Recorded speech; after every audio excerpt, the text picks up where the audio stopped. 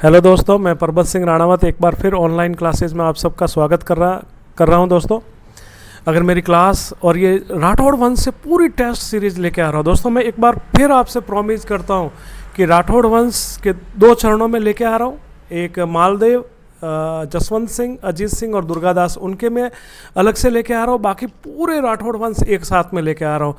2 part में इसलिए लेके आ रहा हूँ कि पेपर बहुत ज़्यादा लंबा हो जाता है और बिना बकवास के, बिना बोले, बिना बीच में कोई आलतू फालतू बात किए हुए सीधे आपके जीवन को टच करने के लिए, आपकी सफलता में सहभागिता बनने के लिए मैं पहला प्रश्न लेके आ रहा हूँ। दोस्तों, अगर मेरी क्लास या टेस्ट सीरीज़ बहुत अच्छी लगे तो लाइक, शेयर एंड सब्सक्राइब जरूर करें। दोस्तों, सब्सक्राइब जरूर करें। आप राष्ट्रकूट शब्द किस जाति की उत्पत्ति से हुई थी?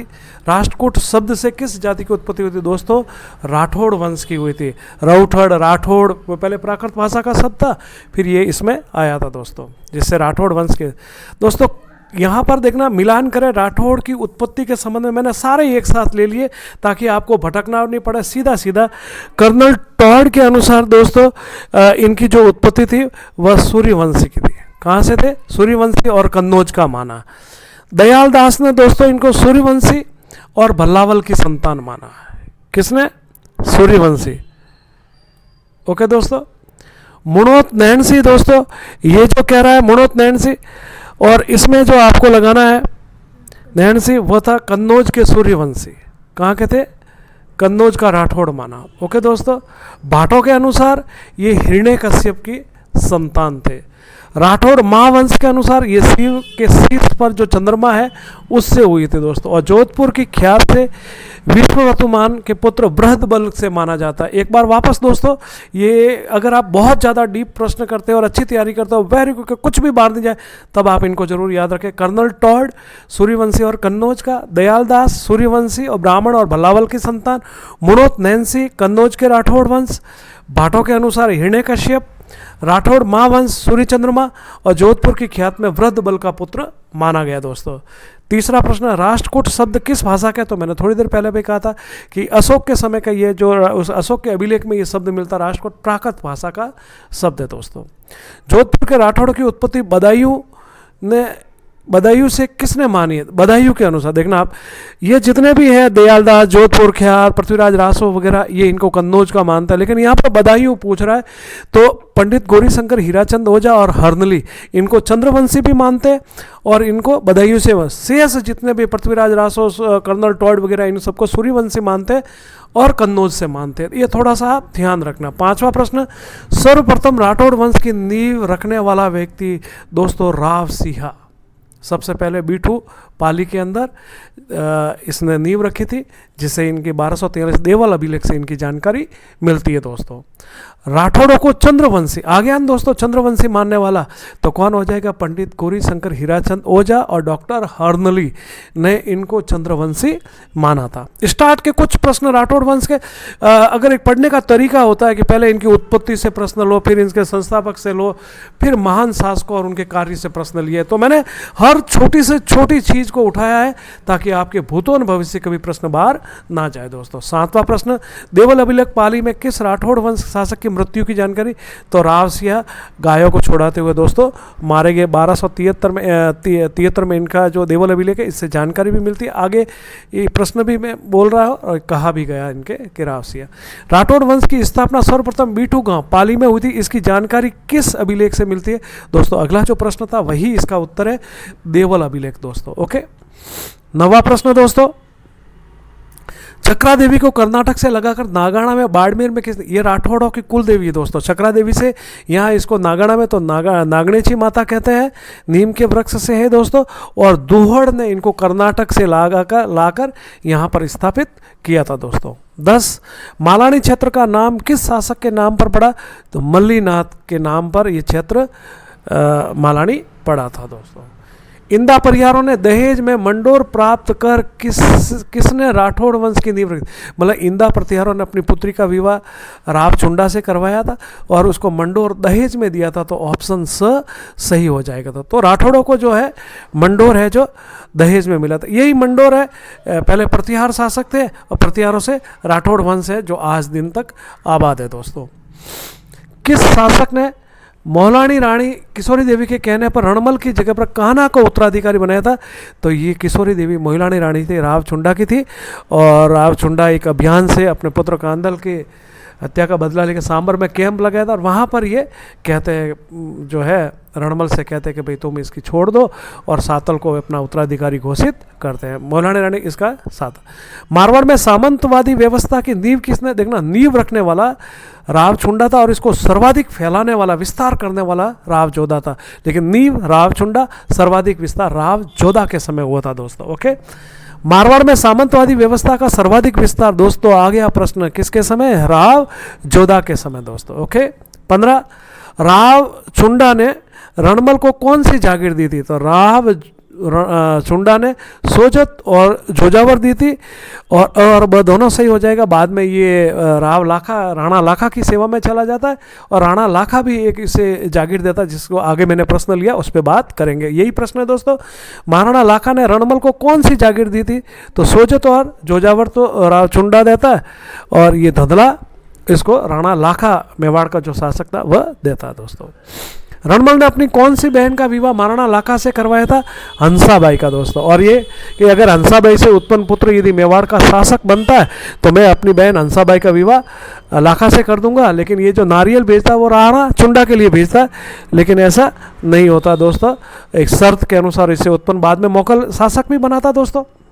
18 दोस्तों, प्रश्न संख्या 18, राव जोधा ने मंडोर पर कब अधिकार किया था, तो राव जोधा ने दोस्तों, मैंने कहा था रणमल के साथ, रणमल का पुत्र था, और लंबे समय बाद ये वापस जो मंडोर पर अधिकार करता वह है 1453 दोस्तों। ओके, 1453 मंडोर पर अधिकार कर लेता दोस्तों। ऑप्शन ब राइट हो जाएगा। ठीक है, 19 दोस्तों, मेहरानगढ़ दुर्ग और जोधपुर की नींव मारवाड़ के किस शासक ने, दोस्तों इसके वर्ष से संबंधित भी प्रश्न आगे लिया, और ये रखने वाला राव जोधा था। तो सन कब रखी थी, अगला प्रश्न वही है, आगे लिया हुआ है। रणमल के संबंध में मेवाड़ से संबंधित कौन सा, मेवाड़ से संबंधित कौन सा कथन सही, राठौड़ों को महत्वपूर्ण पता, बिल्कुल जब मोगल की हत्या हो जाती है दोस्तों, जब मोगल शासक बैठता तो राव कुंभा बैठता, जब ये राठौड़ों के पद पर, राठौड़ों की काफ़ी जगह तक नियुक्ति कर लेता है, इस सिसोदिया नाराज होता थे, और चुंडा के भाई राघव देव की भी हत्या करवा देते, अपनी बहन हंसाबाई का विवाह लाखा से करवाते, ये भी सही है। मोगल की हत्या ये नहीं करते, मोगल के हत्या जो करते चाचा, खेता के दासी पुत्र चाचा और मेरा इनकी हत्या करते, बाद में इनकी भी रणमल हत्या कर देता। ऑप्शन द को बाहर निकालना आपको। राव जोधा से संबंधित कौन सा कथन गलत है, देखना, राव जोधा ने जोधपुर में, दुर्ग में चामुंडा माता का मंदिर बनाया था दोस्तों, बिल्कुल ये प्रतिहारों की कुल देवी थी, जिसका बाद में मंदिर जब दहेज में इसको मिलता तो ये चुंडा बनाता। मेहरानगढ़ दुर्ग में नांगड़ेसी मंदिर, बिल्कुल एब्सोल्युटली राइट। सामंतवादी व्यवस्था की नींव, नहीं, नींव चुंडा रखता है। सर्वाधिक विस्तार जो अगला वाला द वह सही है दोस्तों, तो स ऑप्शन को बाहर निकालना है। सर्वाधिक विस्तार जोधा के समय होता है, लेकिन नींव चुंडा के समय रखी जाती है। मेहरानगढ़ दुर्ग और जोधपुर की नींव, मैंने कहा था ना आगे प्रश्न लिया, तो 1459 को इसने मेहरानगढ़ दुर्ग और जोधपुर शहर की नींव रखी थी दोस्तों। 23, राव जोधा ने जसमादा के कहने पर किसको अपना उत्तराधिकार, देखना ये महिलाओं का बड़ा हस्तक्षेप रहता है, तो राव जोधा ने जसमादे, जबकि उत्तराधिकारी कौन था, योग्य कौन था, राव बीका, लेकिन बीका से जसमादे कहती है, राव जोधा से बीका कहता है कि अगर मुझे जोधपुर के प्रतीक चिन्ह वगैरह सब मिल जाए तो सातल देव बनता तो कुछ भी नहीं। तो दोस्तों सातल देव को ये उत्तराधिकारी को है, और बीका फिर स्वयं एक बीकानेर राज्य की स्थापना करता। आपको ध्यान है जब सातल की मृत्यु होती है, सूजा शासक बनता है, तो बीका वापस जोधपुर मेहरानगढ़ दुर्ग को घेरता भी है और जसमादे से लेके जाता प्रतीक चिन्ह वगैरह। तो ये पूरी कहानी और स्टोरी इसकी होती है दोस्तों। 24, अजमेर के सूबेदार मल्लू खां के सेनापति घुड़ले खां की हत्या किसने की थी, मल्लू खां ने उसके भाई वर सिंह को गिरफ्तार कर लेता है, तो उसके बाद बीका भी इससे छुड़वाता है, लेकिन वापस इसका बदला लेने के लिए घुड़ले खां आता है। घुड़ले खां नागौर के युद्ध में पराजित होने के बाद पीपाड़ से कुछ स्त्रियों को गिरफ्तार कर लेता है, तो सातल देव वापस आता भी है और सातल देव इसकी हत्या भी करता है, लेकिन सातल देव भी इसमें घायल हो जाता है और 1 महीने बाद यहाँ पर इसकी मृत्यु हो जाती है, लेकिन घुड़ले खां की हत्या वो कर लेता है और 140 लड़कियों को छुड़वा देते हैं। और बाद में इसमें ही आपको ध्यान है, एक घड़े में छेद करके चरवा नृत्य करती, वो इसी से रिलेटेड है, और बाद में घुड़ला नृत्य जोधपुर में भी आया था, जो जिसकी प्रश्न आगे लिया हुआ उस पर बात करेंगे। घुड़ला, यही प्रश्न है, घुड़ला नृत्य का संबंध किस रियासत से था, रियासत पूछ रहा मारवाड़। कब, तो भी आगे प्रश्न लिया हुआ, बात करेंगे। घोड़ला नृत्य कब किया जाता है, तो दोस्तों ये गणगौर के अवसर पर किया जाता है। हालांकि इसको स्टार्ट जो किया जाता है चैत्र कृष्ण में भी किया जाता है, लेकिन चैत्र शुक्ला तृतीय तक चलता है, ये अंतिम तौर पर उसी समय तक स्टार्ट हो जाता है चैत्र कृष्ण एकादशी से, और ये 7-8 दिन तक चलता है, और आपका जो खत्म होता है वह चैत्र शुक्ला तृतीय, उस समय गणगौर होता है। तो गणगौर के अवसर पर इसको किया जाता है दोस्तों। खानवा के युद्ध में मारवाड़ के किस शासक ने सेना भेजी थी, सेना किस शासक ने भेजी थी, तो दोस्तों ये राव गंगा भेजता। किसके नेतृत्व में भेजी, आगे प्रश्न हमने ले रखा। अगला ही प्रश्न, खानवा के युद्ध में मारवाड़ के शासक ने किसके नेतृत्व में सेना भेजी थी, मालदेव। ऐसे 2 शासक हुए, राव जैतसिंह जो बीकानेर था वो कल्याणमल के नेतृत्व में भेजता है, और राव गंगा जो मारवाड़ का शासक होता है वो मालदेव के नेतृत्व में भेजता है, पाती पेरवण के तहत सांगा के साथ दोस्तों। 29, इतिहासकारों ने मारवाड़ के किस शासक को हसमत वाला शासक अपने साम्राज्य विस्तार के लिए, काफ़ी महत्वपूर्ण मालदेव दोस्तों। हालांकि मालदेव के ऊपर हमने स्पेशलाइजेशन भी लेंगे हम 3 शासकों के बारे में। 30, पहोबा या साहेबा का युद्ध मालदेव और किसके, दोस्तों ये राव जैतसिंह और इनके बीच में हुआ था। आगे ये प्रश्न सब ले रखे, कब हुआ, क्यों हुआ, कैसे हुआ, प्रश्न ले रखे हमने। पहोबा या साहेब वर्तमान में कहाँ पर है दोस्तों, बहुत अच्छा प्रश्न एक बार पूछा गया, ये गंगानगर में दोस्तों। ओके, मैं आपका बिल्कुल टाइम वेस्ट नहीं करूंगा, आपको 10 से 15 से 20 अधिकतम 15-20 मिनट में यदि ज़्यादा प्रश्न है तो बिना छेड़छाड़ के आपके सीधे आपके सामने आंसर बता रहा हूँ। मालदेव का राज्याभिषेक किस स्थान पर हुआ था, देखना मालदेव अपने पिता मालदेव को मारवाड़ का पहला पितृअंता माना जाता है। ये इसकी मृत्यु को इसको नीचे डाल देता राव गंगा को, और वहाँ से आ जाता तो सोजत में अपना राज्याभिषेक करता है दोस्तों। रूठी रानी का वास्तविक नाम क्या था, रूठी रानी का वास्तविक नाम जो मारवाड़ से संबंधित उमादे थी, और ये उमादे जैसलमेर के लूणकरण की पुत्री थी और मालदेव की पत्नी थी दोस्तों। और बाद में कोई ऐसा प्रकरण होता है जिससे नाराज होकर ये चले गए। बाद में ईश्वरदत्त बार और आशा बारट इसको लाने ले जाने भी जाते हैं, लेकिन ये नहीं आती है दोस्तों।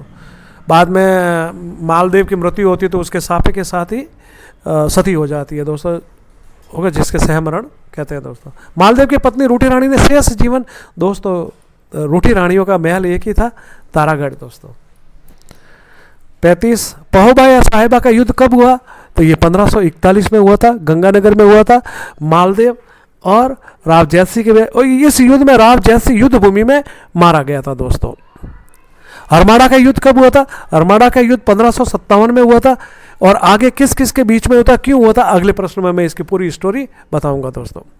मारवाड़ का युद्ध, अरमाड़ा का युद्ध मारवाड़ का किसके साथ हुआ था, मेवाड़ के साथ हुआ था। मेवाड़ के शासक उदय सिंह थे, और मालदेव और हाजी खां पठान ने मिलकर ये जो करते हैं बस, मतलब जो एक रंग राय वेश्या होती है उसके प्रश्न पर ये दोस्तों पूरा संघर्ष होता है, जिसमें जो विजय होती है वो मालदेव की होती है दोस्तों। ओके दोस्तों, 41वां प्रश्न, 41वां प्रश्न, मारवाड़ के किन शासकों ने शेरशाह को मालदेव के विरुद्ध युद्ध में आमंत्रित, देखना कल्याणमल। पहोबा के युद्ध में इसका साम्राज्य मारवाड़ में मिला दिया था, और वीरमदेव बसंत राय हाथी के नाम पर विवाद हो जाता, फिर मेड़ता को भी अधिग्रहण कर लेता, और ये दोनों शासक शेरशाह को आमंत्रित करते। ये बहुत इंपॉर्टेंट है, आप याद रखना दोस्तों। गिरी सुमेल या जैतारण का युद्ध कब हुआ था, देखना आप, गिरी सुमेल या जैतारण के 2 युद्ध हुए थे। ये पहला युद्ध पूछ रहा दोस्तों, इसमें डेट सहित याद रखना, क्योंकि एक बार जो महिला सुपरवाइजर है उसमें पूछा गया था किस दिन हुआ था, तो ये 5 जनवरी 1544 को था। अगला जो द्वितीय युद्ध है वो भी मैंने ले रखा है, यही प्रश्न है वो। अकबर व मालदेव के मध्य जैतारण का युद्ध, ये दूसरा जैतारण का युद्ध क्या था, दूसरा गिरी सुमेल का युद्ध क्या था, 1562 में हुआ था। इस युद्ध में अकबर के हाथों मालदेव घायल हुए थे, और 1562 में ही इनकी मृत्यु हो जाती दोस्तों। गिरी सुमेल युद्ध के बाद शेरशाह ने मारवाड़ का प्रशासक किसे नियुक्त किया था दोस्तों, ख्वास खां को दोस्तों। जलाल खां तो उसे सेना लेके युद्ध भूमि में पहुंचता है। खिज्र खां आपको ध्यान है किसके साथ था, अलाउद्दीन खिलजी के साथ, और मालदेव तो स्वयं शासक था, तो ख्वास खां को नियुक्त किया था। जैता व कूपा मारवाड़ के किस शासक के प्रसिद्ध सेना नायक थे, सेनापति थे, मालदेव दोस्तों। ओके, मालदेव। मालदेव की मृत्यु के बाद मारवाड़ का शासक कौन बना था? तो दोस्तों मालदेव की मृत्यु के बाद जो शासक बनता है, इसमें भी बड़ा होता है। मालदेव अपनी पत्नी के कहने पर चंद्र सिंह को बनाता है, लेकिन बड़ा जो शासक होता है वो राम सिंह और उदय सिंह होते हैं। लेकिन ये राजमहलों की जो क्रांतियाँ है वो इस प्रकार का चलता रहता था। नागौर दरबार का आयोजन कब हुआ था? नागौर दरबार का आयोजन 1570 में हुआ था, 50 दिन हुआ था। यहाँ पर भी अकबर ने यहाँ पर शुक्र तालाब अकाल के लिए अकाल पड़ गया था, तो शुक्र तालाब भी खुदवा था। ये सब चीज़ें याद रखना। किसने बुलाया, क्यों बुलाया, क्या क्या हुआ, मैं अगले प्रश्न में इसमें बात करूंगा, क्योंकि प्रश्न हमने ले रखा। नागौर दरबार में मारवाड़ की ओर से किसने भाग लिया था? राम सिंह लेता है, उदय सिंह लेता है, चंद्रसेन लेता है, सभी लेते हैं दोस्तों। लेकिन चंद्रसेन को बुलाता है नहीं है, उसको मान सम्मान नहीं मिलके वो वापस आ जाता है, इसीलिए उसको भूला बिसरा शासक भी इसी कारण कहा गया दोस्तों। नागौर दरबार किसने आयोजित करवाया था? मैंने कहा था सारे प्रश्न ले रखे। तो आमेर के भारमल ने इसको आयोजित करवाया था, ताकि मारवाड़ के जितने भी शासक वो अकबर की अधीनता स्वीकार कर दे बिना युद्ध वगैरह इनके लिए। 50 प्रताप का अग्रगामी और पथ प्रदर्शक मारवाड़ का प्रताप किसे? देखना, महाराणा प्रताप का पथ प्रदर्शक चंद्रसेन को कहा गया, क्योंकि मुगलों का खुले मैदानों में तो इसने छापामार प्रणाली से अपनाई, ठीक है, छापामार प्रणाली, गुरिल्ला पद्धति, इसलिए इसको प्रताप ने भी हल्दीघाटी युद्ध के बाद में मुगलों को इसी तरह पराजित किया था, इसीलिए इसको चंद्रसेन को प्रताप का अग्रगामी और मारवाड़ का प्रताप कहा जाता है दोस्तों। अकबर ने किसे मारवाड़ का प्रशासन? देखना, जब चंद्रसेन यहाँ से भादराजुन होकर सिवाना निकल जाता है, तो 3 वर्ष के लिए ये बीकानेर के राय सिंह को मारवाड़ का प्रशासक नियुक्त करता है दोस्तों। मारवाड़ का भूला बिसरा राजा, में थोड़ी देर पहले बात हुई है दोस्तों, चंद्रसेन को कहा गया। ओके, अकबर ने मारवाड़ को कब तक खालसा रखा? चंद्रसेन की मृत्यु पाली सारण में हो जाती 1581 में, तो 3 वर्ष तक वो किसी को शासक घोषित नहीं करता है, तो 1581 से 83 तक उसे खालसा घोषित कर लेता है। बाद में ये शासक बना था, जिसका प्रश्न हमने आगे ले रखा है। अनारा बेगम के कहने पर जय सिंह ने किसको मारवाड़ का शासक बनाया था? अनारा बेगम के कहने पर, ठीक है ना, जय सिंह नहीं होगा, गज सिंह होगा। कौन होगा? गज सिंह, जिसने अपने जीवन काल में ही राजगद्दी त्याग दी थी। और ये अनारा बेगम इसकी प्रेसी थी। अमर सिंह बहुत तेज दर्राट था। एक कोई प्रकरण हो गया था जूते वाला, कि वे अनारा बेगम ने अमर सिंह से कहा कि मेरे चप्पल ले आओ, तो अमर सिंह तेरे जूते उठाएगा? जसवंत सिंह सीधे साधे थे, वो जूते ले आए और फिर गज सिंह को कह दिया कि अमर सिंह को यदि शासक बनाए तो मारवाड़ का सत्यानाश कर देगा, आप जसवंत सिंह को शासक बना दो। बाद में ऐसा ही हुआ था, और ये सब अनारा बेगम के कहने पर हुआ था दोस्तों। मोती महल का निर्माण मोसू दोस्तों, याद रखना, सूर सिंह। ओके, सूर सिंह दोस्तों। अमर सिंह को राव और नागौर की जागीर किसने दी थी? ये दोस्तों दी थी शाहजहां ने। ओके दोस्तों, क्योंकि इसने शाहजहां का बहुत बाद में शाहजहां के समय भी इसकी मृत्यु भी हो जाती है, क्योंकि सलाबत खां कहता है, गंवार कहता है, क्योंकि बिना अनुमति के ये शिकार करने चला जाता है, तो सलाबत जो इसका रेवेन्यू मिनिस्टर था वो कहता है कि ये बिना अनुमति के गए थे, इस पर दंड लगाया जाए। तो अमर सिंह कहता है, अमर सिंह तो कर वसूल करता देता नहीं है, और सलाबत खां इसको गंवार बोल देता है, तो अमर सिंह उसकी हत्या कर देता है। बाद में अमर सिंह भी वहाँ से फरार हो जाता है दुर्ग से। लेकिन कहते हैं कि लाहौर दरवाज़ा तब तक बंद किया था जब तक कि शाहजहां इसके नाम से डरता था, तो शाहजहां ने इसको राव की और नागौर की जागीर दी थी दोस्तों। मथिरे की राड़, देखना, एक मथिरा का पौधा है जिसको लेकर ये लड़ाई हुई थी दोस्तों 1644 में। किन के बीच में हुई थी, कौन विजय हुआ था, आगे प्रश्न ले रखे दोस्तों। मथिरे की राड़ किन के बीच में हुई थी? तो अमर सिंह मेड़ता नागौर और कर्ण सिंह बीकानेर के बीच में हुई थी। कौन जीता, आगे हमने प्रश्न ले रखा दोस्तों। मथिरे की राड़ में किसकी विजय हुई थी? तो अमर सिंह राठौड़ या अमर सिंह नागौर की विजय हुई थी दोस्तों।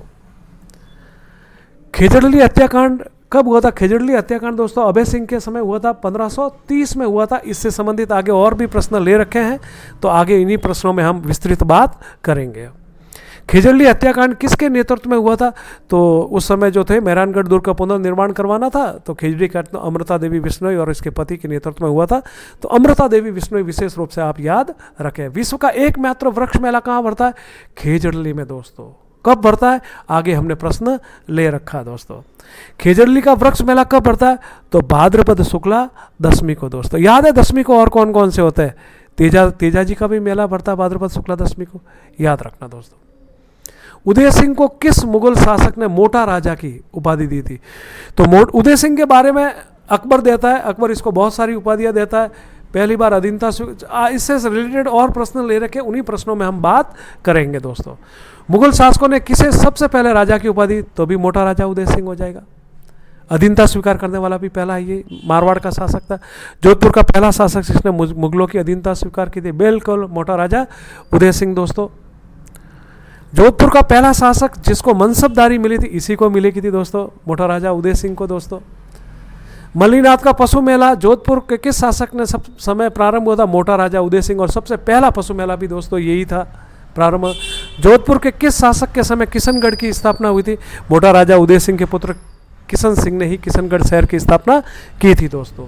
तो ये मोटा राजा से संबंधित। जोधपुर के किस शासक को अकबर ने सवाई, देखना आपके आमेर के शासकों के नहीं, जोधपुर के भी एक शासक को सवाई की उपाधि मिली, वह था सवाई सूर सिंह, जो अकबर द्वारा दी गई थी दोस्तों। ओके, जोधपुर के किस शासक ने 2 बार तुलादान करवाया था, सूर सिंह दोस्तों। मैंने कहा था दोस्तों, हर एक शासक को मैंने टच किया है, महत्वपूर्ण शासकों को अलग निकालने के बाद फिर तमाम प्रश्नों को मैंने लिया।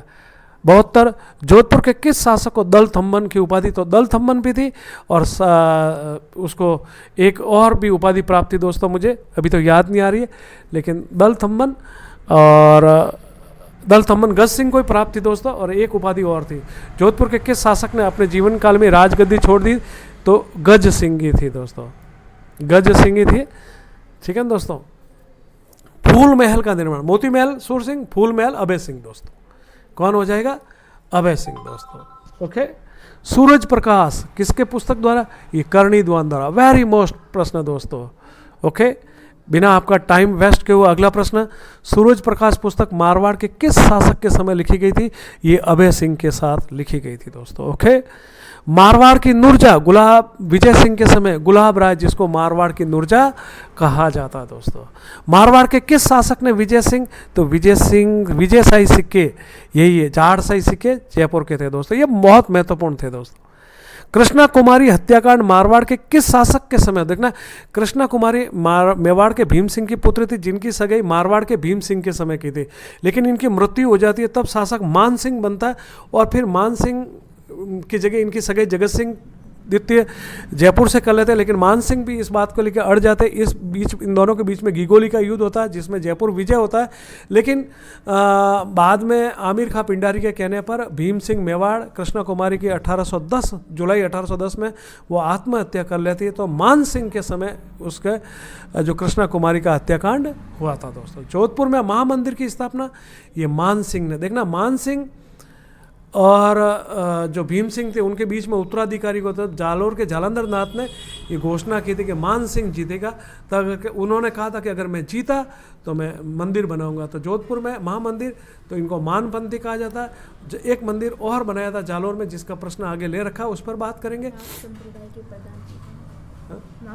नाथ संप्रदाय की प्रधान पीठ है दोस्तों ये। ओके, 81 गिगोली का युद्ध मैंने कहा था ना, आगे ले रखा है, मारवाड़ और जयपुर के बीच में, और ये हुआ था जिसमें जयपुर की विजय हुई थी आमिर खां पिंडारी की सहायता से। जोधपुर में पुस्तक प्रकाश पुस्तकालय का निर्माण दोस्तों, वेरी मोस्ट, कई बार lot of time in competition, Man Singh द्वारा स्थापित था पुस्तकालय था जोधपुर का। मारवाड़ के किस शासक ने अंग्रेजों के साथ सहायक संधि की थी, यही दोस्तों मान सिंह, सहायक संधि करने वाला दोस्तों।